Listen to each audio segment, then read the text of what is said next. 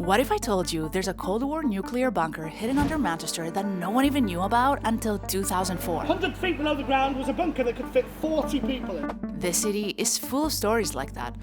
From Roman ruins and the first modern man-made canal that fueled the Industrial Revolution to today's incredible international food scene and vibrant community. Come with us as we explore Manchester on foot, from food and architecture to the history and hidden secrets that make this city truly unforgettable.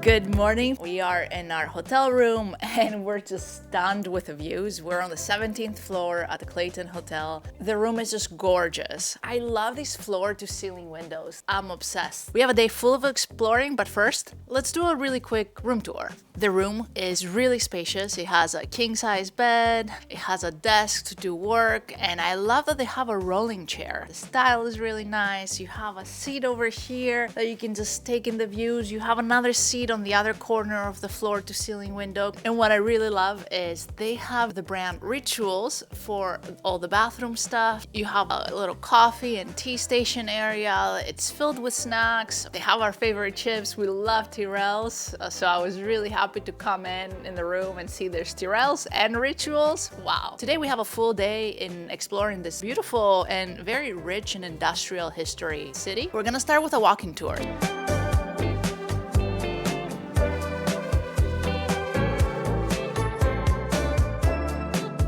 Now, in order to get to our meeting point, which is the Alan Turing Memorial, located in the Gay Village, and there's a lot of queer history here in Manchester. The Gay Village started like underground in the 19th century. Wow. We were actually in this neighborhood last night where we had dinner at Madre. It was Taco Tuesday and it was delicious. Good vibes. Yeah, very cool place. It was the campus area, so there were a lot of really nice places to eat.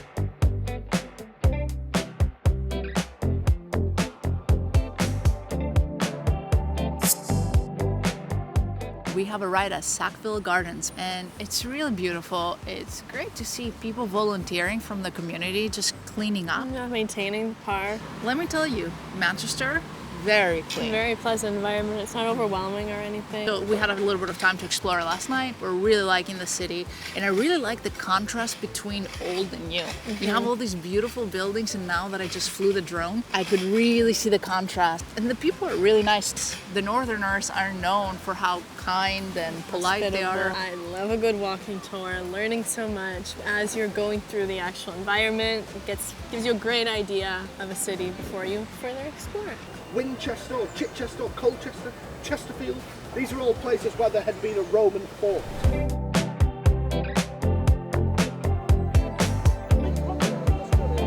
This drink behind us is very famous. It's supposed to be a replacement for alcohol back in the day where they had a big problem with people drinking alcohol because they couldn't drink the water. It wasn't clean enough to drink the water and they became alcoholics. So this was a Quaker's idea. We'll change it up a little bit.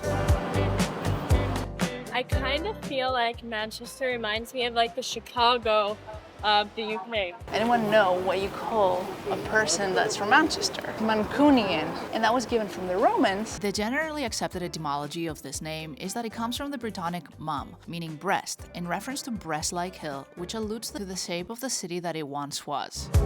Another really cool thing we just learned, at some point, Manchester was the fourth wealthiest city in the world. Try to find the canal that started it all, because it was the first man-made canal. Well, the first modern man-made canal. Earlier examples exist, like the Exeter Canal in the 1500s, but those mostly followed natural rivers. What made Bridgewater Canal revolutionary was that it was built entirely independent of a river. This innovation not only slashed the price of coal in Manchester, but also sparked a canal building boom across all of Britain. In the early 1700s, Manchester was little more than a market town of around 10,000 people. But as textile mills multiplied and the canals and railways connected the city to the rest of the country, the population exploded. By 1850, more than 300,000 people lived here. And it's the city that it is today. Manchester has a really big history with the LGBTQ plus community.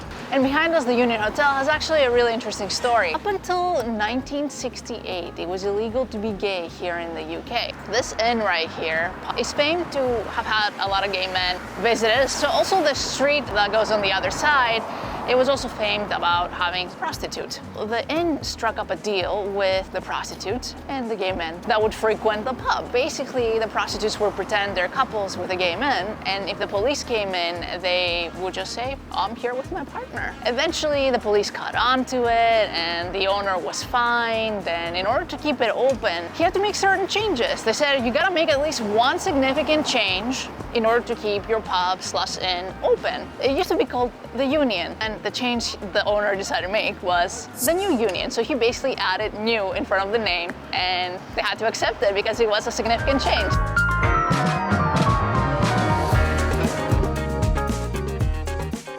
In 1949, the US government funded Manchester City Council £4 million via NATO to build a nuclear bunker. 100 feet below the ground was a bunker that could fit 40 people in, that was it. It was due to the threat of the Cold War, so they put 6 months worth of tinned food in there, a well to get clean drinking water, a bar, presumably if you're bored, and then tunnels underground that led to other parts of the city. They finished designing it in 1954, but then it was deemed very soon useless with the emergence of the hydrogen bomb, the H-bomb. I mean, look at that, if an H-bomb was dropped to Manchester, that ain't doing anything. So they converted it from 1967 to become the Guardian Telephone Exchange. The tunnels underground, filled with telecommunication wires, powering the city's telecommunications. They never revealed the original purpose, they never needed to, that's why it's a secret. How do I know about it? Well, in 2004, a homeless man managed to sneak his way through the underground network and found the original bunker. You can imagine he thought, I've hit the jackpot here, check through the bar. Someone asked me recently, what is it today? It's still the Guardian Telephone Exchange. BT still access this.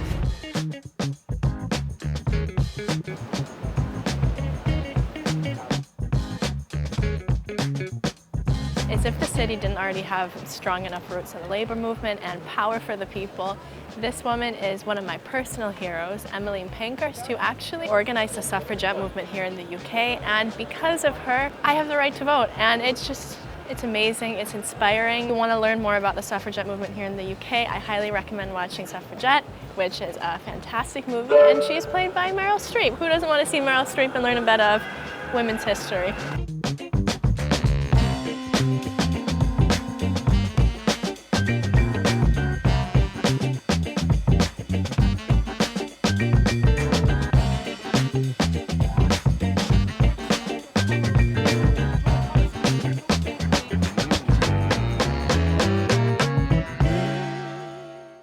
This episode has a lot of hidden history, from secret underground bunkers to this hotel here, which may or may not have been one of Hitler's headquarters during the war. And also apparently where Victoria Beckham and David Beckham had their first date.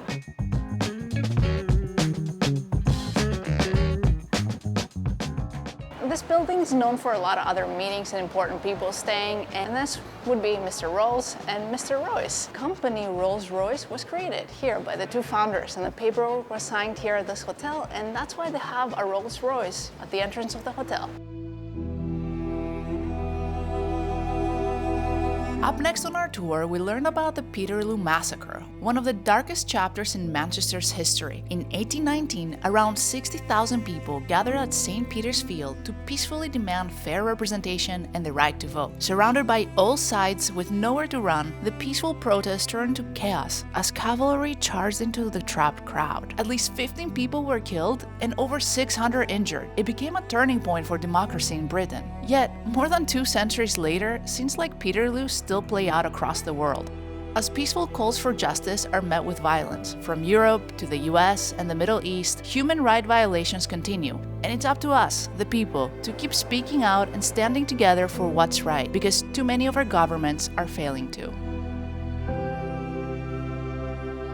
Right now, we're standing on a very significant part of Manchester's history. On June 15th, 1996, the IRA, the Irish Republican Army, detonated a 1,500-kilogram bomb here on this square, and it was the biggest bomb to hit the UK after World War II. Our guide was telling us some people say it was the worst thing that happened, while some others said, in retrospect, it was the best thing that could have happened to Manchester. After Manchester had the industrial boom, eventually started going downhill. Everything was destroyed here because of the bomb. There were a lot of private corporations that came in and started investing in the area, so it really brought it up again versus how it was before. You'll notice there's some really old-looking houses behind me. It was established in 1873. How did it survive the bombing? Well, it was actually brought here piece by piece and built again. So you can really see the contrast between the old and the new in this particular place.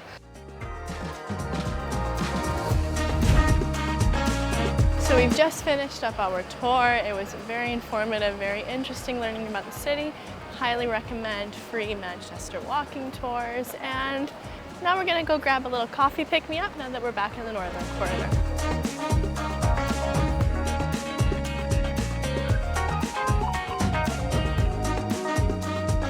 Wow, those cookies were amazing. If you do like cookies, come to this place, Gooey. They have a couple of different locations around the city. The coffee, the matcha, and the cookies were amazing. Olivia loved the matcha. It was like this strawberry vanilla matcha, and it tasted like heaven. Now let's go explore the Northern District a little more. We were walking by a couple stores that looked really cool, so we're gonna go check those out. I think this is probably one of my favorite neighborhoods so far. It has a lot of cool restaurants, bars, cafes, and has a very hip, alternative vibe.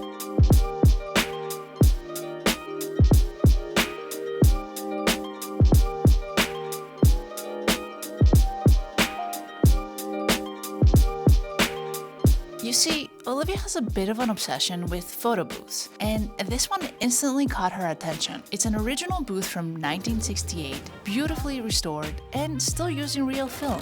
There's even a video feed inside that lets you watch your photo being developed in real time. A little piece of analog magic tucked right here in Manchester. Is it to your liking? Yeah, it's really cute.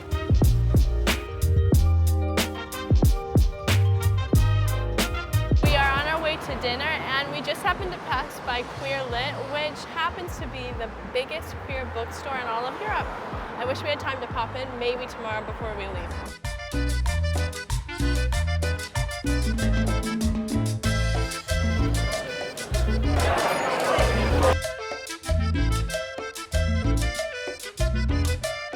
We have come to Canto, which is a Portuguese small plate tapas restaurant. We're very hungry and we got a cozy spot. The environment's so nice. Our first round of food has arrived and it smells and looks so good. We've got a calamari and I think there's a lot of paprika on it, which just smells so nice. And it comes with an aioli. It's house made and I am so excited to eat. Very crispy, and you can tell that the aioli is homemade. It's so thick and creamy.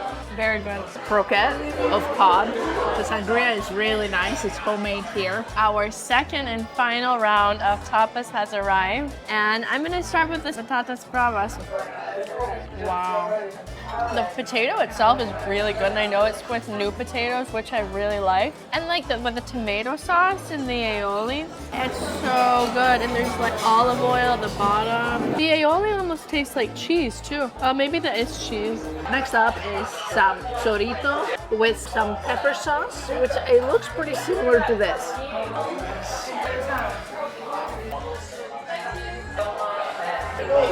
The spiciness is hitting me a little bit now. The chorizo is quite a bit spicy, but the flavor and consistency is so good. It's I thought it would be similar to your typical sausage, but it's quite a bit different. The potato and the sauce is really good, so I can't wait to try the patata bravas. Up next, we got caramelized cauliflower with some lentils.